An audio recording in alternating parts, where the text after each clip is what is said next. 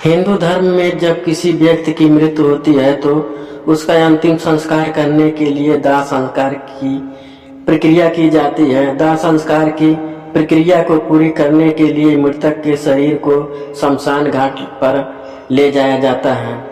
तत्पश्चात लकड़ी की बनी एक चिता पर पार्थिव शरीर को लिटाया जाता है। इसके बाद पंडित की उपस्थिति में विधि विधान के साथ सभी नियमों का पालन करते हुए मृत आत्मा को मुख अग्नि दी जाती है।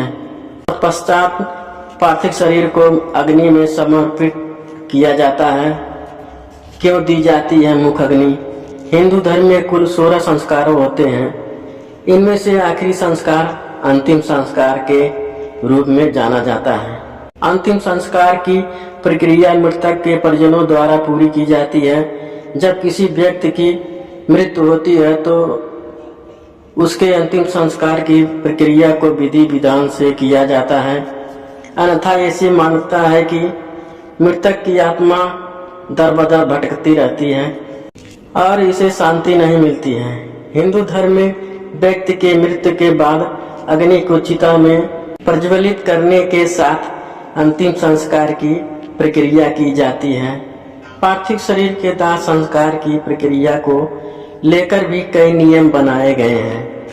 इन्हीं नियमों में से एक है मुख अग्नि की प्रक्रिया।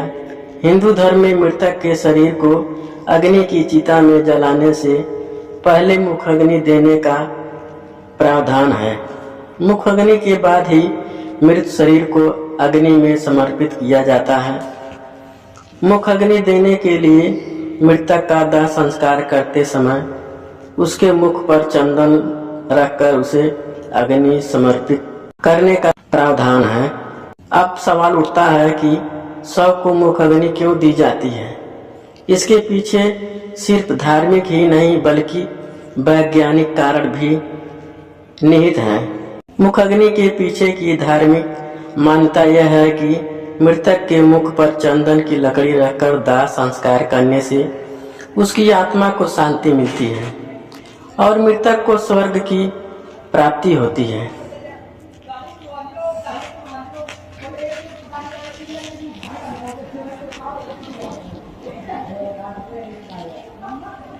और वहां उसे चंदन से शीतलता मिलती है। अब अगर बात करें वैज्ञानिक कारण की तो जब मृतक का दाह संस्कार किया जाता है तो शरीर के मांस और हड्डी अग्नि में प्रज्वलित होते हुए अत्यंत दुर्गंध पैदा करते हैं। ऐसे में चंदन की लकड़ी जब शरीर के साथ जलती है तो दुर्गंध में काफी हद तक कमी आ जाती है। मुख अग्नि देने के क्या है नियम? हिंदू धर्म में जब किसी मृतक का अंतिम संस्कार किया जाता है तो प्रायः मुख अग्नि देने का काम उसका बेटा करता है। यदि मृतक का कोई बेटा नहीं होता है तो परिवार का कोई करीबी मृतक को मुख अग्नि देता है। हिंदू धर्म में मृतक को मुख अग्नि देने वाले के लिए कई नियम बनाए गए हैं। धार्मिक मान्यता के अनुसार जिनका पालन करना अत्यंत आवश्यक होता है।